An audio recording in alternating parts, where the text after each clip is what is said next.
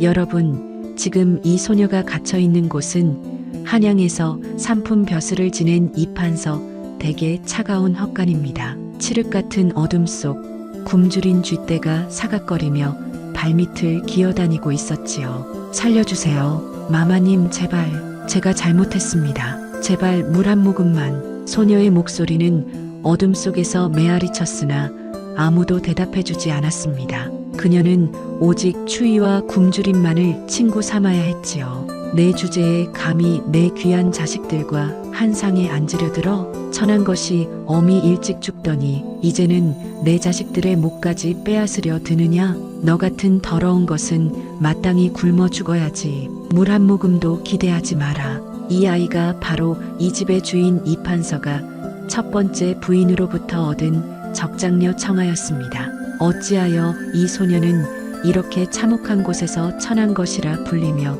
버려지게 되었을까요? 그리고 저 소녀에게 모진 말을 내뱉는 저 여인은 누구일까요?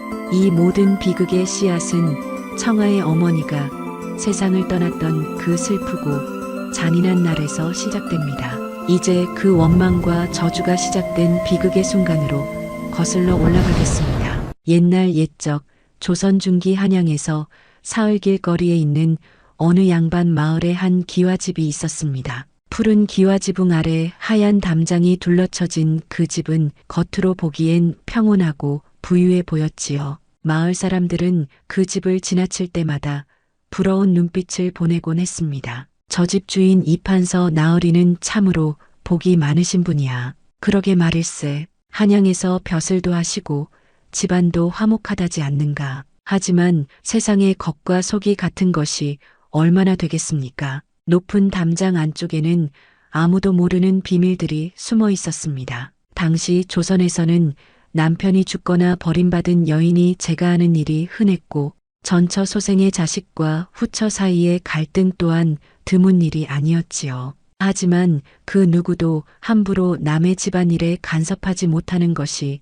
그 시대의 법도였습니다. 특히 양반가의 일이라면 더더욱 그러했지요. 아무리 끔찍한 일이 벌어져도 그것이 집안의 담장 안에서 일어나는 일이라면 바깥 사람들은 모른 척할 수밖에 없었습니다. 그렇게 이판서 댁의 기와지붕 아래에서는 아무도 모르는 비극이 하루하루 싹을 틔우고 있었습니다. 차가운 겨울바람이 담장 너머로 불어와도 봄볕이 따스하게 마당을 비춰도 그 집 헛간 한 구석에서는 한 소녀의 눈물이 마르지 않았지요. 그 소녀의 이름은 청아였습니다. 올해 15살이 된 청아는 본래 이판서의 적장녀였지요. 하지만 지금의 청아를 보면 누구도 그녀가 양반가의 딸이라고 믿지 못할 것입니다. 얼굴은 먼지와 때로 뒤덮여 있었고 팔과 다리에는 크고 작은 상처 자국이 끊이지 않았습니다. 옷은 남루하기 짝이 없었고 머리카락은 헝클어진 채 제대로 빗질조차 하지 못한 모습이었지요.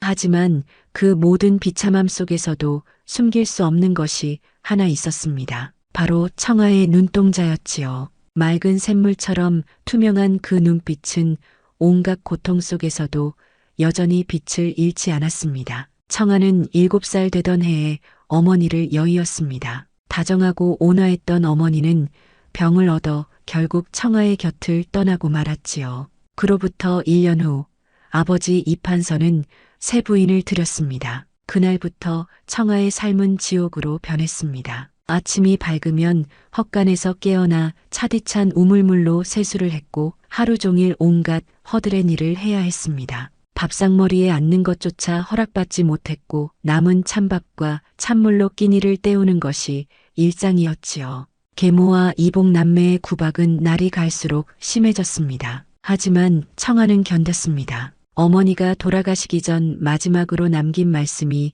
그녀의 마음속에 살아 숨쉬고 있었기 때문입니다. 청아야, 힘들어도 포기하지 마라. 언젠가 내 진짜 가치를 알아줄 사람이 나타날 게다. 그 말을 믿으며 청아는 오늘도 살아갑니다. 청아를 괴롭히는 계모의 이름은 송씨였습니다. 송씨는 한양의 부유한 상인 집안 출신으로 돈으로 양반 벼슬아치의 후처 자리를 차지한 여인이었지요. 겉으로는 단정하고 예의 바른 척했지만 속마음은 독사처럼 차갑고 잔인했습니다. 송 씨가 청아를 미워하는 이유는 간단했습니다. 전처의 핏줄이 살아있는 한 자신의 자식들이 온전히 이판서의 재산을 물려받을 수 없다고 생각했기 때문이지요. 송 씨에게는 두 자식이 있었습니다. 첫째는 17살 석호였습니다. 어머니를 닮아 무심한 성격이었지만 가끔씩은 청아를 몰래 도와주곤 했지요. 한밤중에 몰래 밥을 가져다 주거나 계모의 눈을 피해 약을 구해주기도 했습니다. 둘째는 13살 옥년이었습니다. 이 아이는 어머니를 그대로 빼닮았지요. 청아를 보면 못살게 굴고 일부러 더러운 일을 시키며 즐거워했습니다. 청아의 아버지 이판서는 한양에서 벼슬을 하느라 집에 거의 머물지 않았습니다. 집안일은 모두 송 씨에게 맡긴 채 청아가 어떤 고통을 받는지 알려고도 하지 않았지요. 아니, 어쩌면 알면서도 모른 척하는 것인지도 모릅니다. 그나마 청아를 안타까워하는 이가 한 명 있었습니다. 이판서 댁에서 20년 넘게 일해온 늙은 하인 복이었지요. 복이는 청아의 어머니를 어릴 때부터 모셨던 터라 청아를 볼 때마다 가슴이 찢어지는 듯 했습니다. 그의 겨울은 유난히 추웠습니다. 어느 날 아침 청아는 얼어붙은 우물가에서 빨래를 하고 있었습니다. 손은 이미 감각이 없었고 입김은 하얗게 피어올랐지요. 그때였습니다. 이것도 빨아야지. 계모 송 씨가 뜨거운 물이 담긴 대야를 들고 나타났습니다. 청아는 고개를 숙이고 대답했지요. 예, 마마님. 그런데 송 씨는 대야를 내려놓는 것이 아니라 갑자기 청아를 향해 물을 쏟아부었습니다. 으악! 청아는 비명을 지르며 바닥에 쓰러졌습니다. 뜨거운 물이 팔과 어깨를 적시며 살갗을 태웠지요. 어머, 미끄러졌네. 청아야, 괜찮니? 송 씨는 태연하게 거짓말을 했습니다. 하지만 그녀의 입가에는 차가운 미소가 걸려 있었지요. 청아는 이를 악물고 일어났습니다. 눈물이 흘러내렸지만 소리내어 울지는 않았습니다. 괜찮습니다, 마마님. 그래, 그럼 빨래 다 끝내고 마당도 쓸어라. 오늘 안에 다 못 끝내면 저녁밥은 없다. 송 씨는 그렇게 말하고는 유유히 안채로 돌아갔습니다. 청아는 화상 입은 팔을 부여잡고 괴로워했지만 치료는커녕 더 많은 일거리만 떠맡았지요. 해가 지고 달이 떴습니다. 청아는 온몸이 떨리는 것을 느끼며 헛간으로 돌아왔습니다. 화상 부위는 벌겋게 부어올랐고 고통은 점점 심해졌지요. 그날 밤 청아는 어머니 생각에 한참을 울었습니다. 어머니, 저 어떻게 해야 하나요? 눈물을 훔치던 청아의 눈에 낡은 나무 상자 하나가 들어왔습니다. 헛간 구석에 쌓인 집더미 사이에 반쯤 묻혀있던 상자였지요. 청아는 상자를 끌어당겼습니다. 먼지를 털어내자 상자 뚜껑에 어머니의 이름이 새겨져 있는 것이 보였습니다. 손이 떨렸습니다. 청아는 조심스럽게 상자를 열었습니다. 그 안에는 어머니의 유품들이 가지런히 담겨 있었지요. 비녀 몇 개, 낡은 댕기, 그리고 노란 봉투에 담긴 편지 한 통. 청아는 편지를 꺼내 펼쳤습니다. 800자. 촛불을 켜고 편지를 읽기 시작한 청아의 눈이 점점 커졌습니다. 편지는 어머니가 남긴 것이었습니다. 돌아가시기 직전에 쓴 것으로 보였지요. 내 사랑하는 청아에게 이 편지를 읽을 때쯤이면 넌 이미 많이 자랐겠구나. 어머니는 내 곁을 떠나지만 너를 지켜줄 것들을 남겨둔다. 청아야, 너는 보통 아이가 아니란다. 내 핏줄에는 왕실의 피가 흐르고 있다. 어머니의 어머니께서는 대왕대비 마마의 먼 조카였단다. 그 사실을 아는 사람은 아버지와 어머니뿐이었다. 아버지가 어머니와 혼인한 것도 사실은 그 신분 때문이었지. 어머니는 너를 위해 재산을 따로 마련해 두었다. 이 편지와 함께 든 옥비녀와 호패가 그 증거란다. 때가 되면 내가 이것들을 찾아 내 권리를 되찾길 바란다. 청아야, 힘들어도 살아남거라. 언젠가 진실은 밝혀질 것이다. 편지를 다 읽은 청아는 손이 떨렸습니다. 상자 속을 다시 뒤져보니 정말로 아름다운 옥비녀 한 쌍과 낡은 호패가 나왔습니다. 호패에는 왕실을 상징하는 문양이 새겨져 있었지요. 청아의 가슴이 두근거렸습니다. 그럼 계모가 저를 이렇게 괴롭히는 이유가 순간 모든 것이 이해되었습니다. 송 씨는 이 사실을 알고 있었던 것입니다. 청아가 살아있는 한 자신의 자식들이 이판서의 재산을 온전히 차지할 수 없다는 것을 말이지요. 아니, 어쩌면 청아의 어머니가 남긴 재산까지 노리고 있는지도 모릅니다. 청아는 조심스럽게 편지와 비녀, 호패를 품 안에 넣었습니다. 어머니, 이제 알겠습니다. 제가 왜 이런 고통을 받아야 하는지. 청아의 눈빛이 달라졌습니다. 슬픔과 분노, 그리고 그 무엇보다 강한 의지가 담겨 있었지요. 견디겠습니다. 살아남아서 진실을 밝히겠습니다. 그날 밤부터 청아는 더욱 조심스럽게 행동했습니다. 계모 앞에서는 더욱 고개를 숙이고 말수를 줄였지요. 하지만 청아의 마음속에는 불씨 하나가 타오르기 시작했습니다. 언젠가 이 불씨가 활활 타올라 진실을 밝혀낼 것이라는 믿음이었습니다. 밤하늘의 별들이 청아를 내려다보았습니다. 차가운 헛간 안에서 청아는 처음으로 희망을 품고 잠들었지요. 겨울이 지나고 봄이 찾아왔습니다. 얼어붙었던 땅이 녹고 마을 곳곳에 매화꽃이 피어나기 시작했지요. 그 무렵 마을에 낯선 선비 한 명이 나타났습니다. 그의 이름은 강윤서였습니다. 한양에서 내려온 사원부 관리로 지방 양반가의 비리를 조사하러 온 것이었지요. 강윤서는 30이 채 되지 않은 젊은 나이였지만 그 눈빛만큼은 예리하고 깊었습니다. 그는 정의로운 성품을 지녔으며 불의를 보면 참지 못하는 사람이었지요. 어느 봄날 오후 강윤서는 마을 장터를 걷고 있었습니다. 그때였습니다. 우물가에서 물을 깃는 한 소녀가 눈에 들어왔지요. 남루한 옷을 걸치고 있었지만 그 자태만큼은 감춰지지 않았습니다. 소녀가 물동이를 들어 올리는 순간 강윤서의 발걸음이 멈췄습니다. 소녀의 얼굴은 먼지로 뒤덮여 있었지만 그 눈빛만큼은 맑은 샘물처럼 투명했습니다. 그리고 그 눈빛 속에는 말로 표현할 수 없는 슬픔과 동시에 굴하지 않는 의지가 담겨 있었지요. 강윤서는 가슴이 뛰는 것을 느꼈습니다. 저 소녀는 누구인가? 곁에 있던 장터 상인에게 물었습니다. 아, 저 아이 말입니까? 이판서댁 딸아이지요. 가엾게도 계모 손에 온갖 구박을 받는다는 소문이 자자합니다. 이판서댁이라고? 강윤서의 눈빛이 날카로워졌습니다. 이판서는 바로 자신이 조사하려던 인물 중 하나였기 때문입니다. 그날 이후 강윤서는 자주 이판서댁 근처를 지나다녔습니다. 청아를 멀리서 지켜보며 그녀가 받는 학대의 흔적들을 하나하나 목격했지요. 계모가 청아에게 소리 지르는 모습, 청아가 무거운 물동이를 나르느라 비틀거리는 모습, 한겨울에도 얇은 옷 한 벌로 마당을 쓰는 모습, 강윤서의 가슴이 아려왔습니다. 저 소녀를 구해야 한다. 하지만 함부로 나서기는 어려웠습니다. 양반가의 집안일에 외부인이 간섭하는 것은 법도에 어긋나는 일이었기 때문이지요. 강윤서는 조심스럽게 이판서 댁 주변을 조사하기 시작했습니다. 재산의 출처, 송 씨의 배경, 그리고 전처와 청아에 얽힌 이야기들을 하나씩 모아나갔지요. 조사를 하면 할수록 이판서 댁에는 무언가 큰 비밀이 숨겨져 있다는 확신이 들었습니다. 그리고 그 비밀의 중심에 바로 청아가 있다는 것도 알게 되었지요.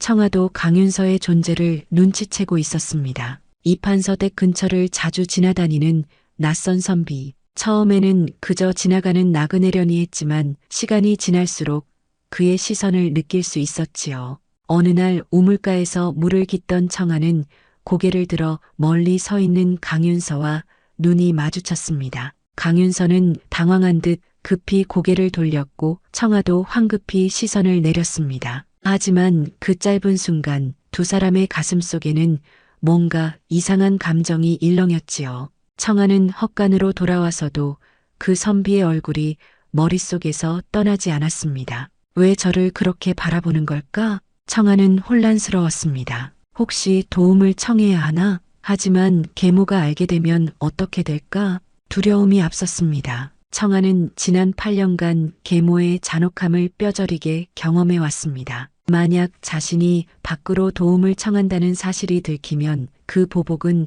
상상할 수 없을 정도로 끔찍할 것이었지요. 무엇보다 청아는 자신의 비참한 처지를 남에게 들키고 싶지 않았습니다. 저는 이 판서의 딸입니다. 양반가의 적장녀입니다. 자존심이 허락하지 않았습니다. 아무리 남루한 옷을 걸치고 있어도 청아의 마음속에는 아직 긍지가 남아 있었지요. 한편 강윤서도 비슷한 고민에 빠져 있었습니다. 어떻게 저 소녀에게 다가가야 하나? 함부로 접근했다가는 오히려 청아를 위험에 빠뜨릴 수도 있었습니다. 계모가 눈치채면 청아에게 더 큰 해를 가할 것이 분명했지요. 강윤서는 신중하게 계획을 세우기 시작했습니다. 일단 이 판서 댁의 비리를 확실히 밝혀내야 했습니다. 그래야 청아를 구할 명분이 생기는 것이었지요. 나날이 지나며 강윤서는 이 판서 댁의 이상한 점들을 하나씩 발견해 나갔습니다. 전처가 남긴 재산의 행방이 불분명한 것, 송씨가 상인 집안 출신임에도 양반 행세를 하며 사치스럽게 사는 것, 그리고 청아에 대한 가혹한 대우. 이 모든 것이 우연일 리 없다. 강윤서의 추리는 점점 진실에 가까워지고 있었습니다. 하지만 결정적인 증거가 필요했지요. 그리고 무엇보다 청아 본인의 의지가 중요했습니다. 강윤서는 기회를 기다렸습니다. 청아에게 다가갈 수 있는, 그리고 그녀를 구할 수 있는 그 순간을 말이지요. 그 순간은 생각보다 빨리 찾아왔습니다. 어느 날 밤 청아가 헛간에서 어머니의 편지를 다시 읽고 있을 때였습니다. 갑자기 문이 벌컥 열리더니 계모 송씨가 들이닥쳤습니다. 내가 뭘 숨기고 있다는 소문을 들었다. 송씨의 눈빛은 독사처럼 차가웠습니다. 청아는 황급히 편지를 품 안에 감췄지만 송씨는 이미 나무 상자를 발견한 상태였지요. 그게 뭐냐? 내놓거라. 안 됩니다. 청아는 처음으로 계모에게 대들었습니다. 상자를 꼭 껴안고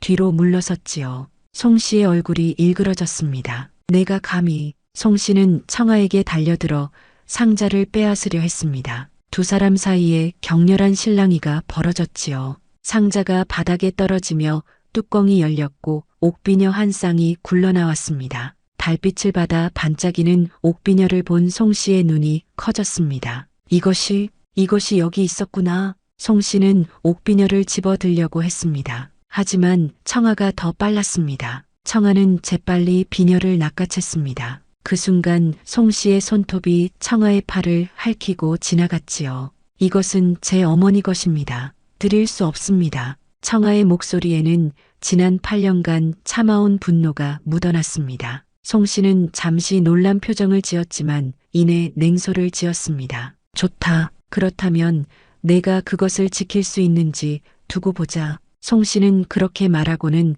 헛간 문을 쾅 닫고 나갔습니다. 문 밖에서 자물쇠 채우는 소리가 들렸지요. 청아는 갇힌 것입니다. 첫날 밤은 그럭저럭 견딜만 했습니다. 하지만 이튿날, 셋째 날이 되자 상황이 심각해졌지요. 송씨는 청아에게 물 한 모금, 밥 한 술 주지 않았습니다. 청아는 점점 기력을 잃어갔습니다. 입술은 바짝 말라붙었고 머리는 어지러웠지요. 사흘째 되는 날 밤 청아는 더 이상 버틸 수 없었습니다. 어머니, 청아는 어머니의 비녀를 꼭 쥔 채 의식을 잃어갔습니다. 바로 그때 헛간 문 밖에서 인기척이 들렸습니다. 애기씨, 애기씨, 늙은 하인 보기의 목소리였습니다. 보기는 청아가 사흘째 헛간에 갇혀 있다는 것을 알고 있었지요. 더 이상 보고만 있을 수 없었습니다. 보기는 결심했습니다. 마을에서 본 그 선비, 청아를 자주 바라보던 그 선비를 찾아가기로 말이지요.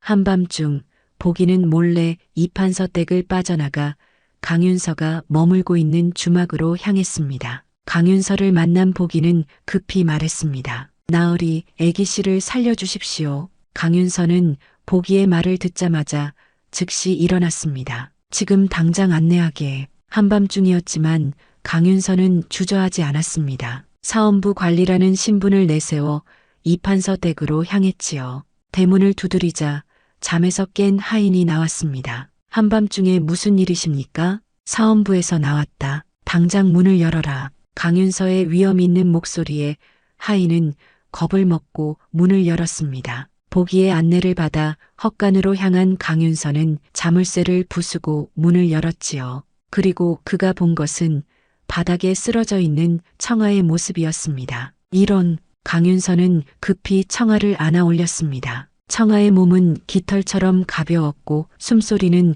거의 들리지 않았지요. 복이, 내가 머무는 곳으로 안내하게. 서둘러야 한다. 강윤서는 청아를 품에 안고 이판서 댁을 빠져나왔습니다. 송 씨가 소란을 듣고 나왔지만 강윤서는 차가운 눈빛으로 그녀를 제압했지요. 사원부 관리가 공무를 수행하는 중이요. 방해하지 마시오. 송 씨는 할 말을 잃고 그저 바라볼 수밖에 없었습니다. 강윤서는 청아를 자신이 머무는 사랑채로 데려가 정성스럽게 간호했습니다. 물을 조금씩 먹이고 의원을 불러 약을 지어 먹였지요.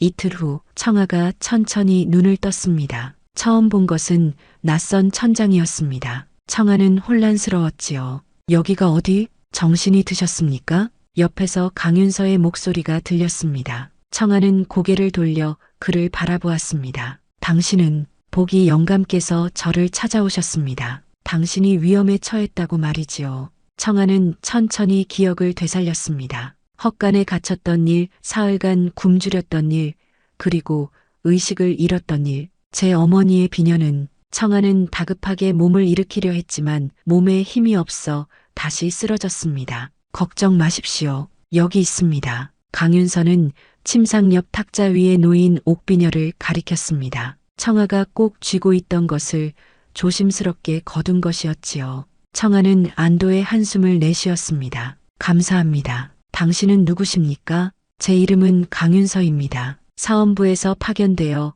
이곳의 비리를 조사하고 있지요. 강윤서는 잠시 망설이다가 말을 이었습니다. 솔직히 말씀드리겠습니다. 당신을 처음 본 순간부터 저는 당신을 잊을 수가 없었습니다. 청아는 놀란 표정으로 강윤서를 바라보았습니다. 당신의 눈빛에서 저는 억울함과 동시에 굴하지 않는 의지를 보았습니다. 그리고 강윤서의 뺨이 붉어졌습니다. 그리고 제 마음이 저도 모르게 당신을 향하고 있었습니다. 청아는 할 말을 잃었습니다. 살면서 이렇게 진심 어린 말을 들어본 적이 없었기 때문이지요.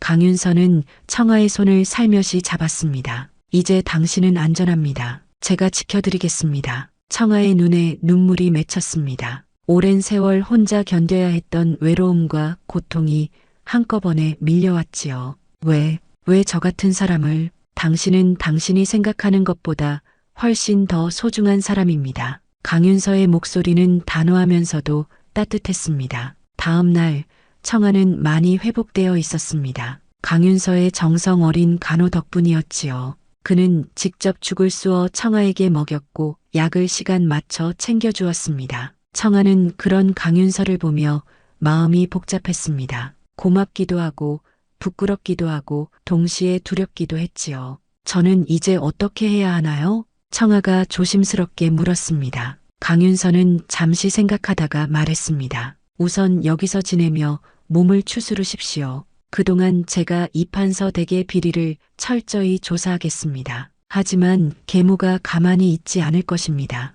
그래서 제가 제안이 있습니다. 강윤서는 진지한 표정으로 청아를 바라보았습니다. 당신의 신분을 숨기고 제 집에서 지내십시오. 명목상으론 제 먼 친척이 병문안을 와서 머물고 있다고 하겠습니다. 청아는 망설였습니다. 그러면 당신의 명예에 해가 되지 않겠습니까? 제 명예보다 당신의 안전이 더 중요합니다. 강윤서의 단호한 대답에 청아는 더 이상 거절할 수 없었습니다. 감사합니다. 은혜를 꼭 갚겠습니다. 은혜라니요. 제가 하고 싶어서 하는 일입니다. 강윤서의 얼굴에 부드러운 미소가 번졌습니다. 그날부터 청아는 강윤서의 사랑채에서 지냈습니다. 처음에는 어색하고 불편했지만 시간이 지나며 청아는 조금씩 마음의 문을 열기 시작했지요. 강윤서는 청아를 극진히 대했습니다. 깨끗한 옷을 마련해 주었고 따뜻한 방에서 쉴 수 있게 해주었습니다. 무엇보다 청아를 한 사람으로서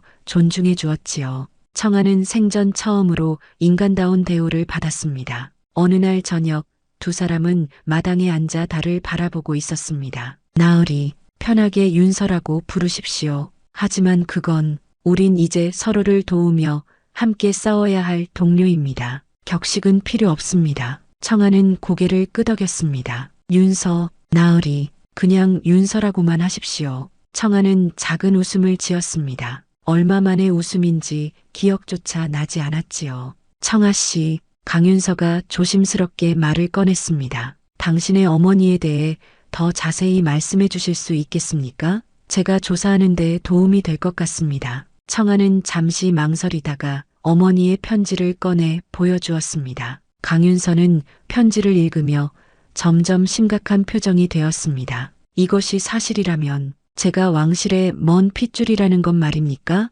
그것뿐만이 아닙니다. 당신의 어머니가 남긴 재산, 그것이 바로 송 씨가 당신을 괴롭힌 진짜 이유입니다. 강윤서의 말에 청아는 고개를 끄덕였습니다. 저도 그렇게 생각했습니다. 그렇다면 우리가 해야 할 일이 명확해졌습니다. 강윤서는 청아를 똑바로 바라보았습니다. 당신의 권리를 되찾고 송 씨와 이판서의 죄를 밝혀내는 것입니다. 청아의 눈빛이 흔들렸습니다. 저 같은 사람이 과연 그럴 수 있을까요? 당신은 할 수 있습니다. 제가 옆에 있겠습니다. 강윤서가 청아의 손을 잡았습니다. 따뜻한 온기가 전해졌지요. 청아는 처음으로 자신이 혼자가 아니라는 것을 느꼈습니다. 며칠 후 강윤서는 놀라운 사실을 발견했습니다. 그가 조사하던 비리 사건의 중심에 바로 이판서와 송 씨가 있었던 것입니다. 강윤서는 한양에서 온 문서들을 펼쳐놓고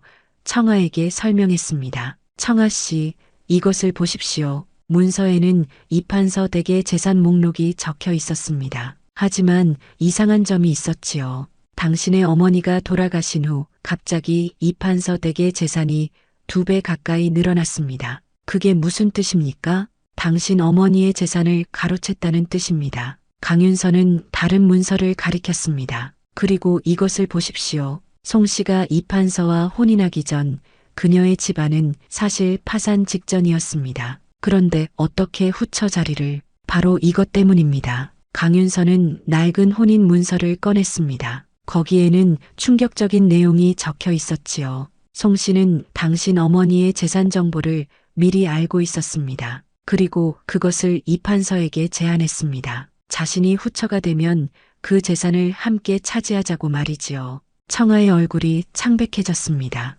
그럼 처음부터 계획된 일이었단 말입니까? 그렇습니다. 더 충격적인 사실이 있습니다. 강윤서는 힘들게 말을 이었습니다. 당신의 아버지 이판서도 이 모든 것을 알고 있었습니다. 청아는 믿을 수가 없었습니다. 아버지가 알고 있었다고요? 이 문서를 보십시오. 이판서가 직접 서명한 것입니다. 당신 어머니의 재산을 송 씨와 나눠 가지기로 한 계약서입니다. 청아의 손이 떨렸습니다. 그럼 아버지는 제가 그렇게 괴롭힘을 당하는 것을 알면서도 모른 척한 것이 아니라 아예 방조한 것입니다. 강윤서의 목소리에 분노가 묻어났습니다. 송 씨가 당신을 학대하며 죽음으로 몰아가는 동안 이판서는 한양에 있다는 핑계로 눈을 감았습니다. 아니, 어쩌면 당신이 스스로 목숨을 끊기를 기다렸는지도 모릅니다. 청아는 더 이상 듣고 싶지 않았지만 진실은 계속되었습니다. 청아 씨,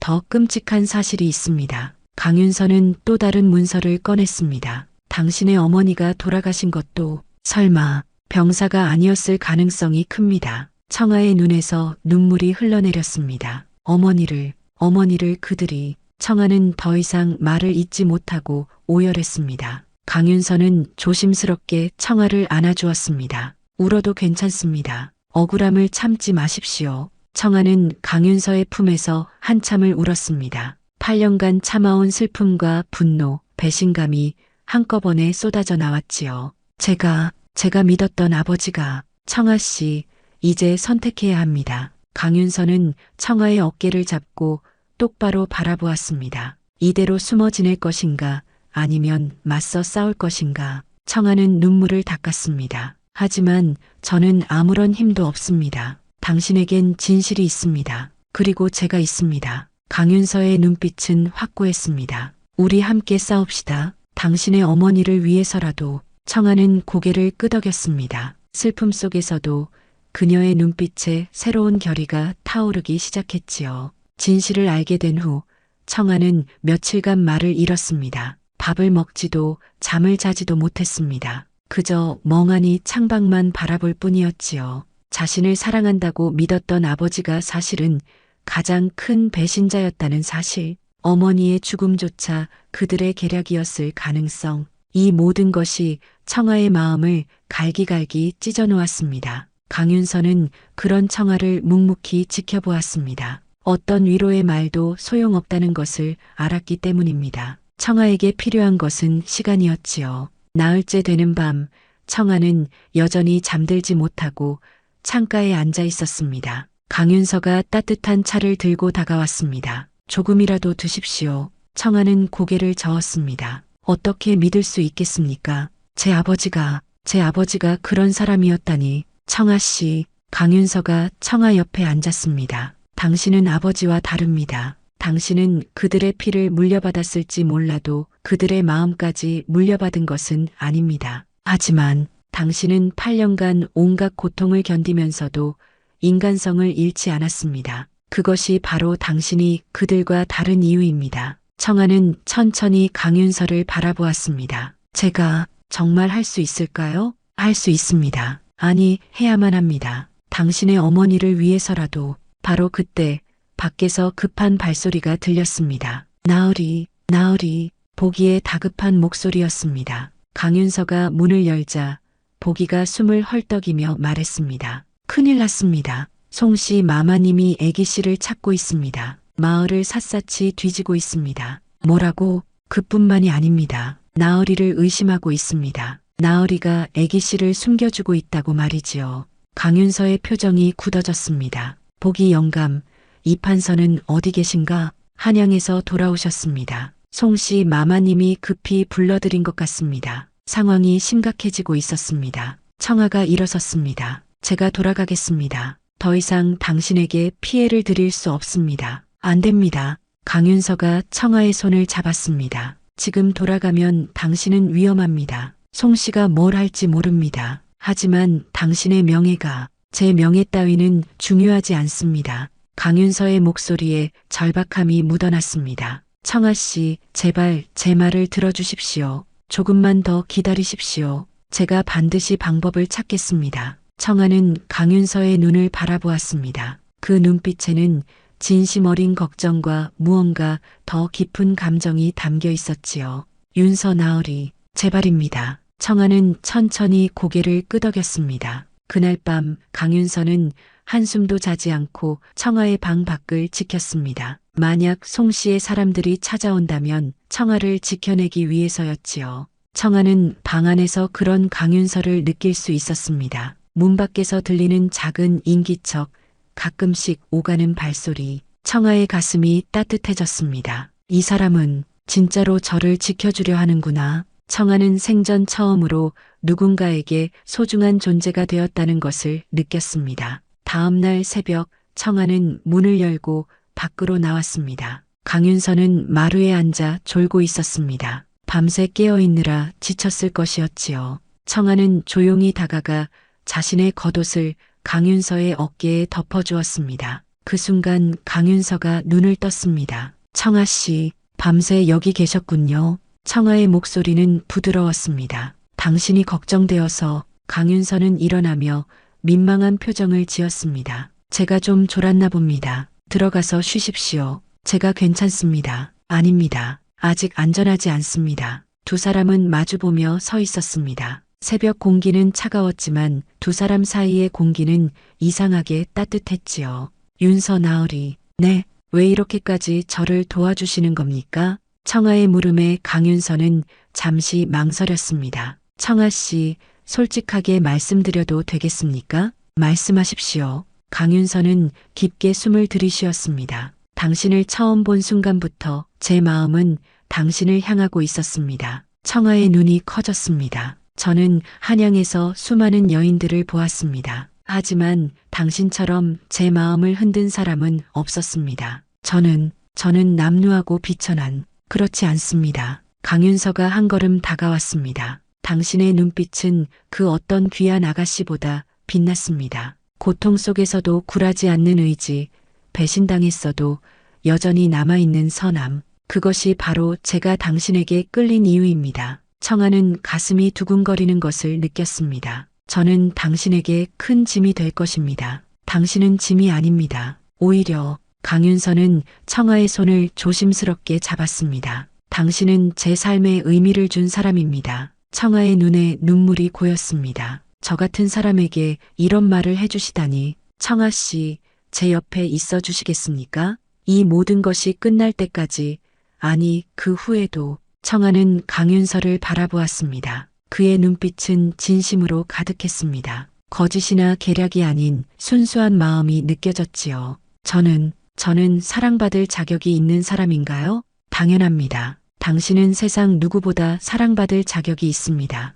강윤서가 청아의 손을 더 꽉 잡았습니다. 그 순간 동쪽 하늘이 밝아오기 시작했습니다. 새벽의 첫빛이 두 사람을 비추었지요. 청아는 천천히 고개를 끄덕였습니다. 윤서 나으리, 아니 윤서. 처음으로 청아가 격식 없이 그의 이름을 불렀습니다. 저도 당신 곁에 있고 싶습니다. 강윤서의 얼굴에 환한 미소가 번졌습니다. 고맙습니다, 청아. 두 사람은 마주보며 미소 지었습니다. 그 순간 보기가 급히 뛰어왔습니다. 나으리, 애기씨. 이판서 나으리가 이리로 오고 있습니다. 강윤서와 청아의 표정이 굳어졌습니다. 드디어 대면할 때가 온 것 같습니다. 강윤서가 청아를 바라보았습니다. 준비되셨습니까? 청아는 깊게 숨을 들이쉬었습니다. 더 이상 도망치지 않기로 했습니다. 예, 이제 진실을 밝힐 때입니다. 두 사람은 손을 맞잡고 함께 대문을 향해 걸어갔습니다. 아침 해가 두 사람의 뒤를 비추며 긴 그림자를 만들어냈지요.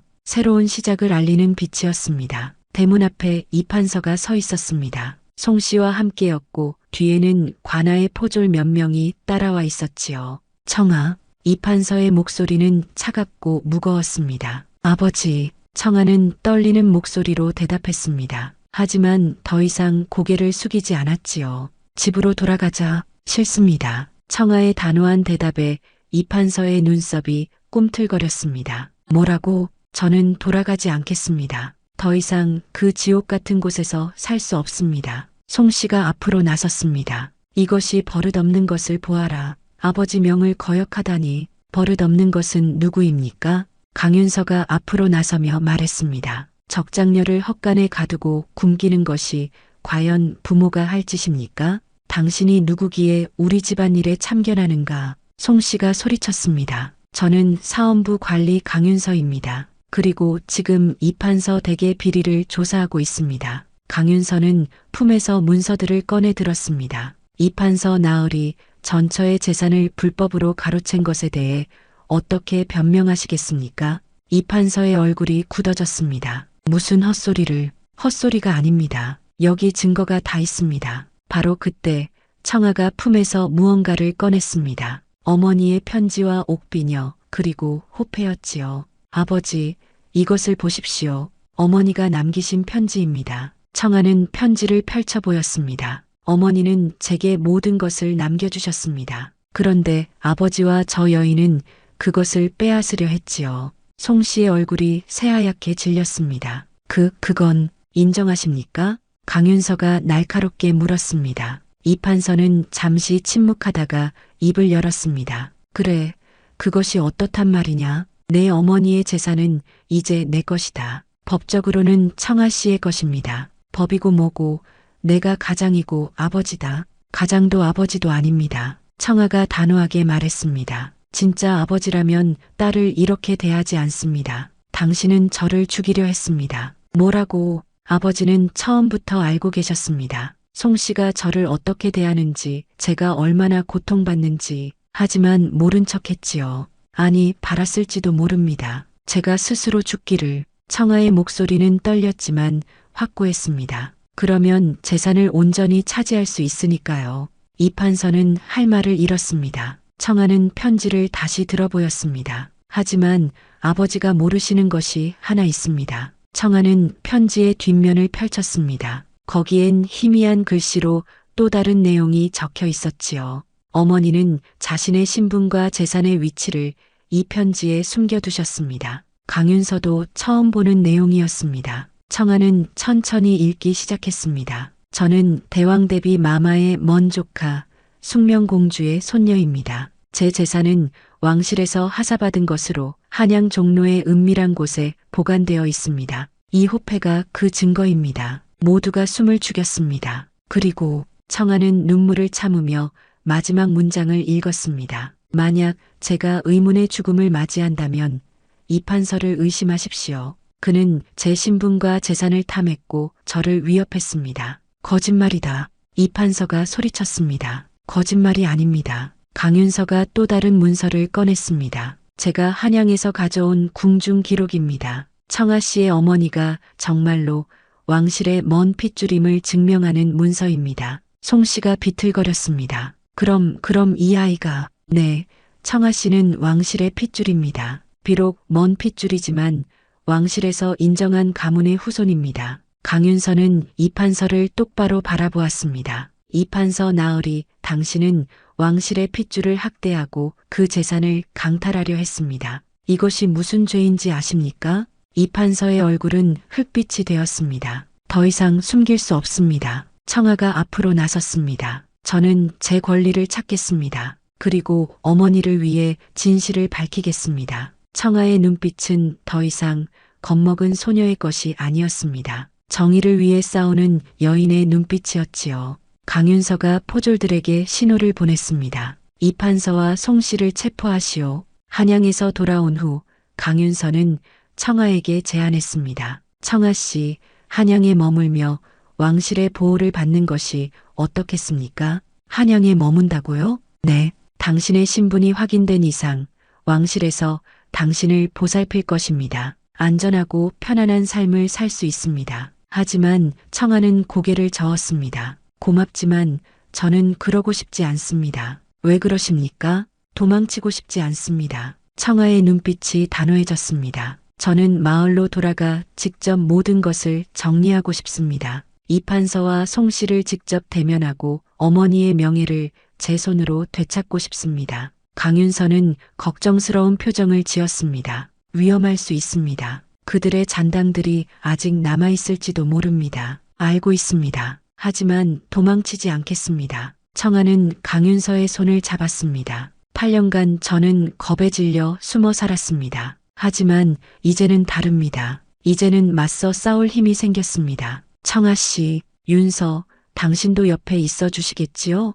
당연합니다. 강윤서가 청아의 손을 꼭 잡았습니다. 어떤 상황에서도 당신을 지키겠습니다. 그것이 제 맹세입니다. 두 사람은 마을로 돌아왔습니다. 이 판서와 송 씨는 이미 관아에 갇혀 있었지만 청아가 해야 할 일은 아직 많았습니다. 우선 마을 사람들 앞에서 진실을 밝히는 것이었지요. 청아는 마을 어귀에 사람들을 모았습니다. 처음에는 수군대는 소리가 들렸습니다. 저 아이가 이 판서 댁 딸아이 아닌가? 맞네. 그런데 옷차림이. 청아는 이제 남루한 옷이 아닌 단정하고 품이 있는 옷을 입고 있었습니다. 강윤서가 청아의 곁에 서 있었고 관아의 관리들도 함께였지요. 마을 어르신들, 그리고 여러분. 청아가 입을 열었습니다. 오늘 이 자리에 선 것은 여러분께 진실을 말씀드리기 위해서입니다. 청아는 지난 8년간의 일들을 차근차근 설명했습니다. 계모의 학대, 아버지의 방조, 그리고 어머니의 재산을 둘러싼 음모. 사람들은 충격에 휩싸였습니다. 그런 일이, 이 판서 나으리가 그런 사람이었다니. 청아는 어머니의 편지와 왕실의 인정서를 보여주었습니다. 저는 왕실의 먼 핏줄입니다. 그리고 어머니께서 남기신 재산의 정당한 상속자입니다. 청아는 깊게 숨을 들이쉬었습니다. 하지만 저는 이 재산을 혼자 가지지 않겠습니다. 사람들이 웅성거렸습니다. 어머니께서 남기신 재산의 절반은 이 마을과 주변 고을의 가난한 사람들을 돕는 데 쓰겠습니다. 뭐라고? 사람들이 놀라움에 탄성을 질렀습니다. 특히 저처럼 부당한 대우를 받는 사람들, 억울한 사람들을 돕겠습니다. 그것이 어머니께서 바라시던 일이라고 생각합니다. 청아의 말에 사람들은 감동했습니다. 한 노인이 앞으로 나왔습니다. 애기씨, 아니 나리마님, 저희가 잘못 알고 있었습니다. 용서해 주십시오. 용서할 일이 없습니다. 저도 제 처지를 숨기고 살았으니까요. 청아는 부드럽게 미소 지었습니다. 이제 우리 함께 더 나은 마을을 만들어 갑시다. 사람들은 박수를 쳤습니다. 그날 이후 청아는 마을에 존경받는 인물이 되었습니다. 하지만 청아에게는 마지막으로 해야 할 일이 남아 있었습니다. 관아에 갇힌 이판서와 송 씨를 만나는 것이었지요. 정말 가시겠습니까? 강윤서가 걱정스럽게 물었습니다. 네, 마지막으로 해야 할 말이 있습니다. 청아는 단호했습니다. 당신도 함께 가시겠습니까? 당연합니다. 두 사람은 손을 맞잡고 관아로 향했습니다. 석양이 두 사람의 긴 그림자를 드리우고 있었지요. 관아의 차가운 감옥에서 이판서와 송 씨는 각각 다른 방에 갇혀 있었습니다. 청아는 먼저 송 씨를 만나기로 했습니다. 쇠창살 너머로 송 씨가 보였습니다. 화려했던 옷은 남루해졌고 교만했던 얼굴은 초췌해져 있었지요. 왔구나, 이 못된 계집아. 송 씨는 여전히 도끼를 품고 있었습니다. 송 씨, 청아는 차분하게 말했습니다. 왜 그러셨습니까? 왜 저를 그토록 미워하셨습니까? 내가 있는 한 내 자식들이 온전히 재산을 물려받을 수 없었기 때문이다. 그래서 어린아이를 죽이려 하셨습니까? 청아의 목소리에 슬픔이 묻어났습니다. 저도 사람입니다. 저도 밥을 먹고 잠을 자고 따뜻함을 느끼는 사람입니다. 그런데 왜 저를 짐승처럼 대하셨습니까? 송 씨는 대답하지 않았습니다. 당신은 벌을 받을 것입니다. 하지만 저는 당신을 용서하겠습니다. 뭐라고? 송 씨가 놀라 청아를 바라보았습니다. 용서한다고 해서 당신의 죄가 없어지는 것은 아닙니다. 하지만 저는 더 이상 증오에 갇혀 살고 싶지 않습니다. 청아는 고개를 숙였습니다. 안녕히 계십시오. 청아는 돌아섰습니다. 송 씨의 울부짖는 소리가 뒤에서 들렸지만 청아는 뒤돌아보지 않았습니다. 다음은 이판서 차례였습니다. 이판서는 구석에 웅크리고 앉아 있었습니다. 한때 산품 벼슬아치였던 그의 모습은 온데간데 없었지요. 아버지, 청아의 목소리에 이판서가 고개를 들었습니다. 청아, 저는 아버지를 원망하지 않겠습니다. 청아의 말에 이판서의 눈이 커졌습니다. 하지만 용서할 수도 없습니다. 청아는 이판서를 똑바로 바라보았습니다. 아버지는 제가 7살 때부터 저를 버리셨습니다. 송 씨가 저를 어떻게 대하는지 알면서도 모른 척 하셨지요. 나는 변명하지 마십시오. 청아의 목소리는 단호했습니다. 아버지는 선택하셨습니다. 딸보다 재산을, 가족보다 욕심을 선택하셨습니다. 이판서는 고개를 떨구었습니다. 하지만 아버지도 어머니의 남편이었고 한때는 저를 사랑해 주셨습니다. 그 기억만은 간직하겠습니다. 청아는 품에서 작은 주머니를 꺼내 창살 사이로 밀어 넣었습니다. 옥중에서 쓰십시오. 그것이 제가 아버지를 위해 할 수 있는 마지막입니다. 청아야. 이판서의 눈에서 눈물이 흘러내렸습니다. 미안하다. 정말 미안하다. 너무 늦었습니다. 청아는 돌아섰습니다. 안녕히 계십시오. 이판서 나으리. 더 이상 아버지라고 부르지 않았습니다. 청아는 강윤서가 기다리는 곳으로 걸어갔습니다. 끝났습니까? 네, 이제 정말로 끝났습니다. 청아는 깊게 숨을 내쉬었습니다. 가슴속 깊은 곳에 있던 무거운 짐이 내려놓아진 것 같았지요. 이제 어디로 가시겠습니까? 강윤서가 물었습니다. 새로운 곳으로 가고 싶습니다. 이곳에는 아픈 기억만 남아있으니까요. 그렇다면 강윤서는 청아의 손을 잡았습니다. 저와 함께 가시겠습니까? 한양에서 멀지 않은 한적한 곳에 제 고향이 있습니다. 당신의 고향이요? 네. 아름다운 산과 맑은 시내가 있는 곳입니다. 거기서 함께 새로운 삶을 시작하면 어떨까요? 청아는 강윤서를 바라보았습니다. 그의 눈빛에는 진심이 가득했습니다. 함께 가겠습니다. 청아가 대답했습니다. 당신과 함께라면 어디든 좋습니다. 강윤서의 얼굴에 환한 미소가 번졌습니다. 고맙습니다, 청아. 두 사람은 관아를 나섰습니다. 해가 지고 있었지만 그들의 앞에는 새로운 날이 밝아오고 있었습니다. 청아는 마지막으로 마을을 돌아보았습니다. 고통과 슬픔으로 가득했던 이곳. 하지만 이제는 그 모든 것을 뒤로하고 떠날 때였습니다. 안녕, 어머니. 이제 편히 쉬세요. 청아는 마음속으로 어머니에게 작별 인사를 했습니다. 그리고 강윤서와 손을 맞잡고 새로운 미래를 향해 걸어갔습니다. 한 달 후 한양의 사헌부에서 최종 판결이 내려졌습니다.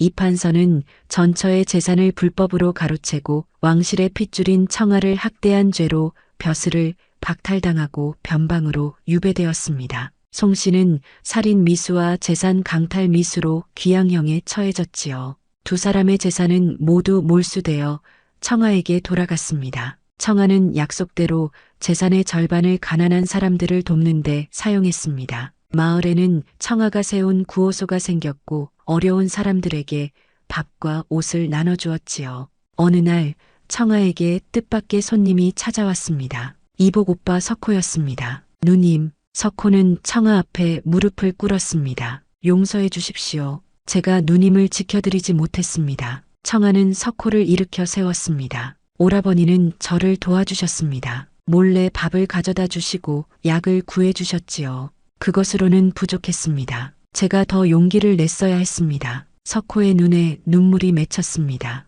어머니가 잘못하신 것은 맞습니다. 하지만 저는 누님을 미워한 적이 없습니다. 알고 있습니다. 청아는 석호의 손을 잡았습니다. 오라버니는 착한 분입니다. 오라버니의 잘못이 아닙니다. 누님, 이제 새로 시작하십시오. 오라버니에게도 새로운 삶이 필요합니다. 청아는 석호에게 얼마간의 돈을 주었습니다. 이것으로 장사를 시작하십시오. 어머니의 죄는 오라버니의 것이 아닙니다. 석호는 감사의 절을 올렸습니다. 누님의 은혜를 평생 잊지 않겠습니다. 석호가 떠난 후 청아는 홀로 어머니의 사당 앞에 앉았습니다. 강윤서가 새로 지어준 작은 사당이었지요. 어머니, 보고 계시지요? 청아는 어머니의 위패 앞에 차를 올렸습니다. 이제 모든 것이 제자리를 찾았습니다. 어머니의 명예도 되찾았습니다. 청아의 눈에서 눈물이 흘러내렸습니다. 어머니가 남겨주신 말씀을 지켰습니다. 포기하지 않았고 끝까지 살아남았습니다. 바람이 불어와 사당의 풍경을 흔들었습니다. 마치 어머니가 대답하는 것 같았지요. 그리고 어머니, 저 이제 행복합니다. 청아는 미소 지었습니다. 윤서라는 좋은 사람을 만났습니다. 그는 저를 있는 그대로 사랑해줍니다. 청아는 어머니의 위패에 깊은 절을 올렸습니다. 편히 쉬십시오, 어머니. 이제 걱정하지 마십시오. 며칠 후 청아에게 또 다른 소식이 전해졌습니다. 왕실에서 청아를 궁으로 부른 것입니다. 청아와 강윤서는 함께 궁궐로 향했습니다. 대전에서 대왕대비 마마가 청아를 맞이했습니다. 이리 오너라 아이야. 대왕대비는 청아를 가까이 불렀습니다. 네 마마. 청아는 공손히 절을 올렸습니다. 참으로 숙명공주를 닮았구나. 내 증조할머니 되시는 분이시지. 대왕대비는 청아의 손을 잡았습니다. 많은 고생을 했다고 들었다. 하지만 잘 견뎌주었구나. 황공하옵니다, 마마.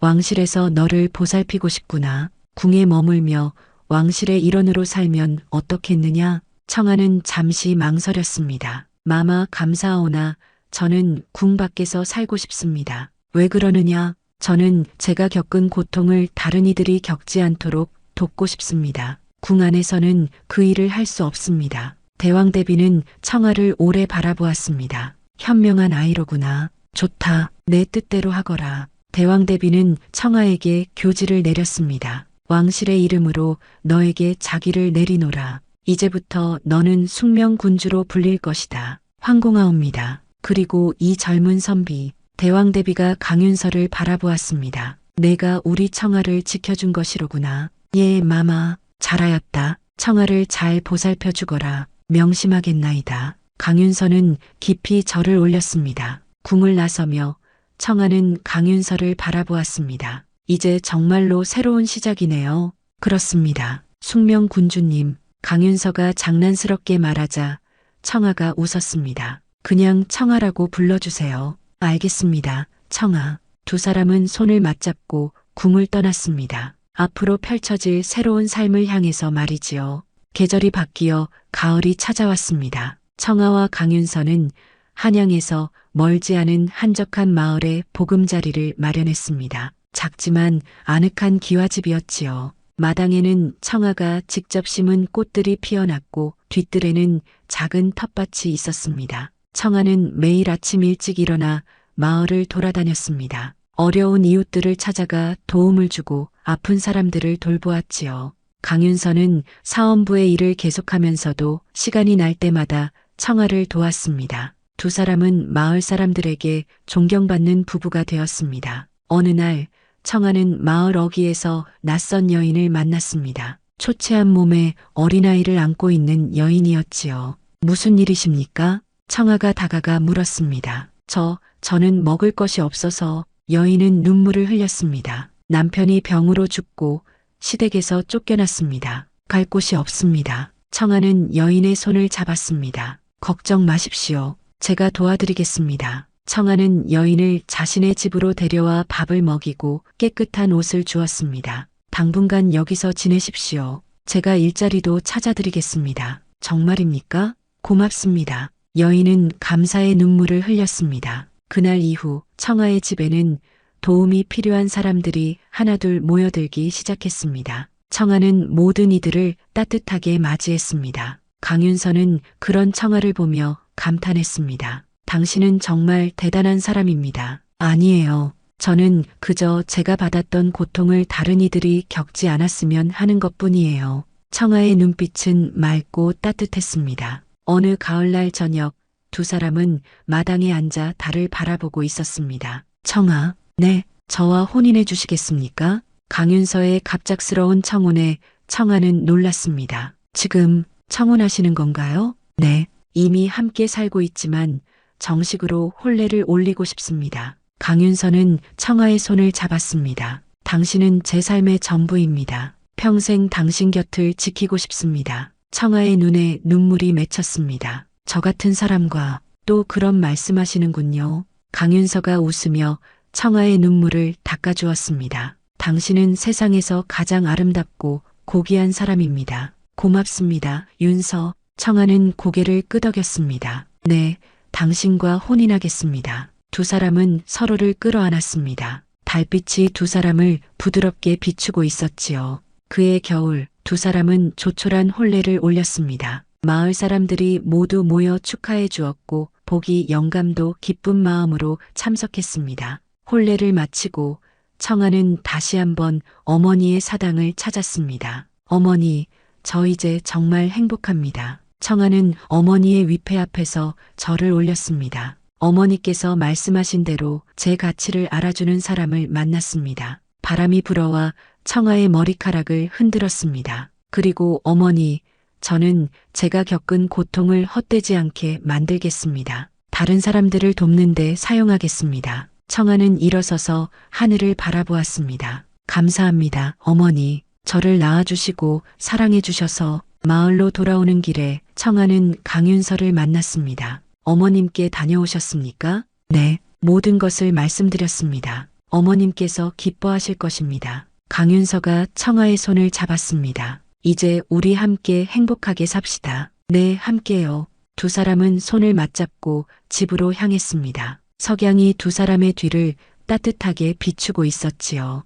그들의 앞에는 행복한 미래가 펼쳐져 있었습니다. 겨울이 지나면 다시 봄이 올 것이고 청아가 심은 꽃들이 다시 피어날 것입니다. 그리고 청아의 삶도 그 꽃들처럼 아름답게 피어날 것입니다. 고통과 슬픔을 이겨내고 마침내 찾은 행복. 그것이 바로 청아가 걸어온 길이었습니다. 세월이 흘러 다시 봄이 찾아왔습니다. 청아와 강윤서의 집 앞마당에는 매화꽃이 만발했습니다. 하얀 꽃잎들이 바람에 날리며 봄의 향기를 전하고 있었지요. 청아는 마당에 서서 매화꽃을 바라보았습니다. 어느새 얼굴에는 평화로운 미소가 자리 잡고 있었습니다. 어머니, 보고 계시지요? 청아는 하늘을 올려다보며 속삭였습니다. 저 이제 정말 행복합니다. 더 이상 두렵지 않고 더 이상 외롭지 않습니다. 바람이 불어와 매화꽃잎을 흩날렸습니다. 마치 어머니가 청아를 축복하는 것 같았지요.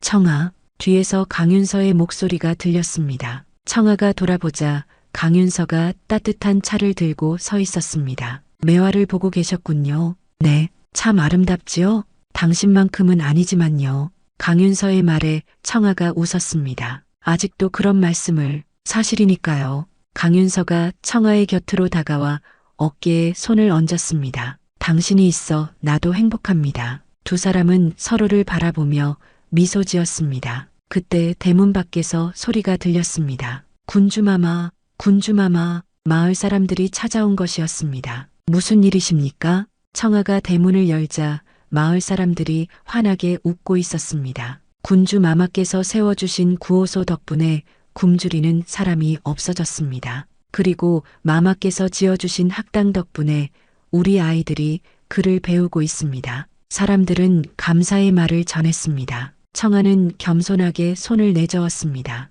제가 한 것은 아무것도 아닙니다. 여러분이 서로 도우며 살아가시는 것이 더 중요합니다. 군주마마, 마마는 우리의 은인이십니다. 한 노인이 앞으로 나와 깊이 절을 했습니다. 청아는 노인을 일으켜 세웠습니다. 우리 모두가 서로의 은인입니다. 함께 도우며 사는 것, 그것이 세상을 아름답게 만드는 것입니다. 사람들은 고개를 끄덕이며 감동했습니다. 마을 사람들이 돌아간 후 청아와 강윤서는 다시 매화나무 아래에 앉았습니다. 당신은 정말 많은 사람들에게 희망을 주고 있습니다. 강윤서가 말했습니다. 저는 그저 제가 받은 것을 나누는 것뿐입니다. 청아는 강윤서의 손을 잡았습니다. 당신이 저에게 준 사랑과 희망을 다른 사람들에게도 나누고 싶습니다. 당신과 함께한 시간이 제 인생에서 가장 행복한 시간입니다. 저도 그렇습니다. 두 사람은 서로를 바라보며 미소 지었습니다. 매화 꽃잎이 바람에 날려